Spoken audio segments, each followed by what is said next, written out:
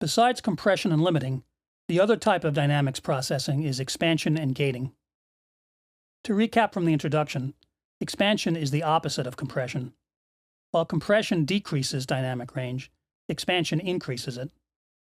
Audio levels below a threshold are further reduced, increasing the difference between the loudest and softest parts of a track. This could come in handy if some quiet part of a track is a little too loud, like the singer's breaths between phrases in a vocal recording, which might sound more natural if they were less prominent.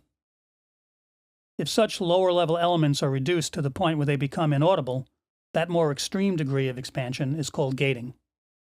You gate or remove unwanted low-level sounds, usually unwanted background sound, like leakage of room sound or headphone bleed into a vocal mic, or a low-level buzz or hum from a bad cable. In each case, these sounds would usually be covered up by the voice or instrument, but they may be audible and distracting in between notes and phrases. Gating is arguably the most common application of expansion, so I'll focus on it here. The controls are similar to those in compressors. There's a threshold setting, which determines the level below which the sound will be reduced, attenuated, or removed, gated. There may be a ratio control. There will be on a more general purpose expander, but most gates have this fixed internally for maximum gain reduction below threshold. And, very importantly, there'll be attack and release controls, the key to getting the gating effect to work without audible side effects. Here's a track with some background noise that's leaked into the mic.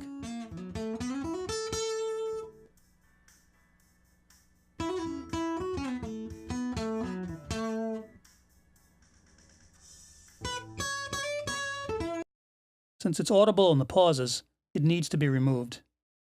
Starting with the threshold all the way down, which lets everything through, you'd raise it gradually until the unwanted sound disappears, and then lower it a little, if necessary, to make sure that none of the desired sound is cut out by accident.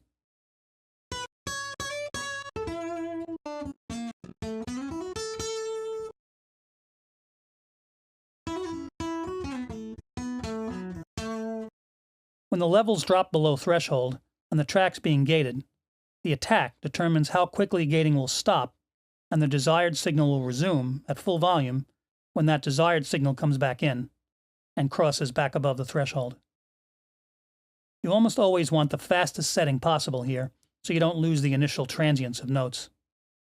But sometimes too abrupt a return of the main signal may cause a click, as the level suddenly jumps back up. In that case, slow the attack just a hair until the click stops happening.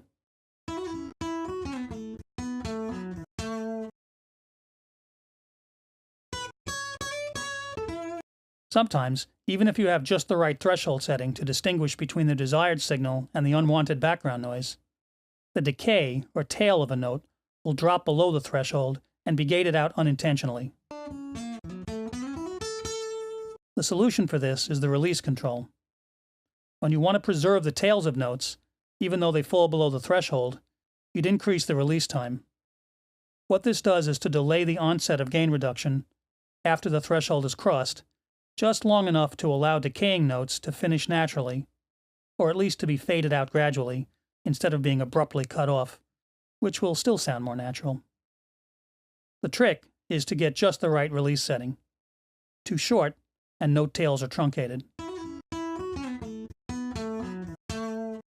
Too long, and the gate will be held open too long, allowing some of the unwanted background sound in. Just right, and the track sounds clean without any artifacts from the gate's operation.